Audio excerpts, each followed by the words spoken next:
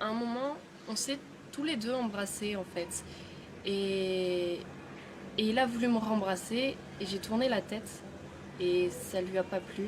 Je me suis fait frapper d'un coup et je n'ai pas vraiment compris ce qui se passait sur le moment parce que dans ma tête tout était beau et tout se passait bien.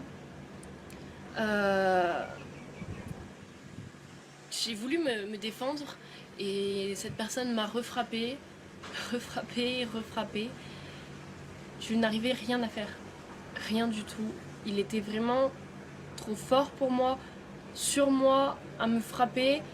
Et cette personne a fini par me violer. Donc après m'avoir frappé et violé, je me suis enfermée dans la salle de bain. Il fallait que je retourne dans la chambre parce qu'il y avait mon téléphone, je devais prévenir quelqu'un, je devais appeler quelqu'un, il me fallait de l'aide. Je ne pouvais rien faire et je suis rentrée dans la chambre. Il se trouve qu'il était normal. Il me demandait mais pourquoi tu pleures? Pourquoi tu t'es blessé? Qu'est-ce que tu as fait? Est-ce que tu veux de la glace? Il a appelé pour qu'on m'emmène de la glace. Vraiment très bizarre. Une autre personne complètement. Et du coup, je prenais mes affaires doucement, j'essayais de me rhabiller doucement pour pas réveiller la bête en lui, on peut dire. Euh, et, et après avoir pris mes affaires, je lui ai regardé dans les yeux et je lui ai dit mais tu es un monstre parce que je devais le dire et c'était vraiment très bizarre comme action, on peut dire. Et après lui avoir dit que c'était un monstre, il m'a poussé violemment sur le lit et a arraché mon vêtement qui était vraiment tout arraché. J'étais vraiment sans t-shirt. Il a essayé de me revioler en me touchant, euh, étant couché sur moi, sauf que j'ai saisi sa gorge pour le stopper en fait. Je l'ai étranglé et, et il en a fait de même, il m'a étranglé aussi, mais il serrait tellement fort que je n'arrivais vraiment plus à respirer. Et honnêtement, je vais vous dire, j'ai eu vraiment très peur pour ma vie, j'ai eu vraiment peur de finir comme ça parce que je ne pouvais plus respirer. Je voyais noir, des étoiles, je venais de recevoir je ne sais combien de coups et je venais de me faire violer. Je me suis dit que c'était fini pour moi. Sauf que j'ai réussi à basculer mon agresseur du lit en l'étranglant et en le poussant et j'ai réussi à m'enfuir de la chambre en courant. Il y a une personne qui m'a aidée dehors. Après, je me suis enfermée avec une femme de ménage dans une chambre qui m'a aidée.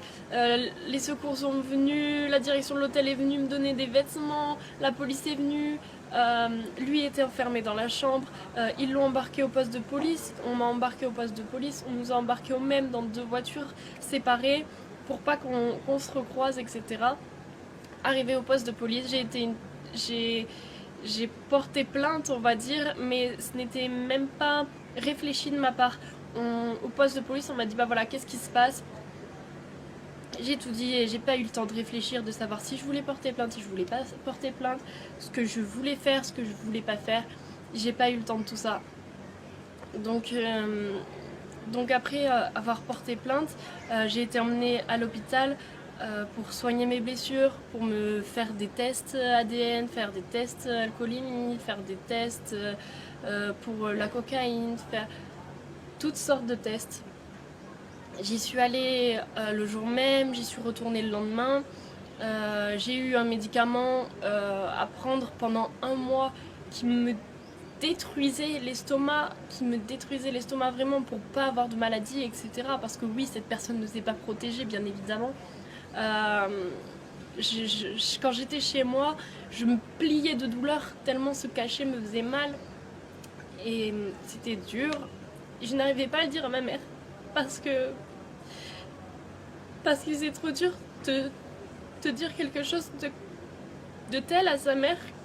La mère qui a toujours voulu me protéger, qui a toujours voulu me mettre en garde, qui a toujours été là pour moi. Le fait de lui dire maman, j'ai été frappée, j'ai été violée, c'est juste pas possible pour moi. Je lui ai jamais dit ce qui s'était vraiment passé.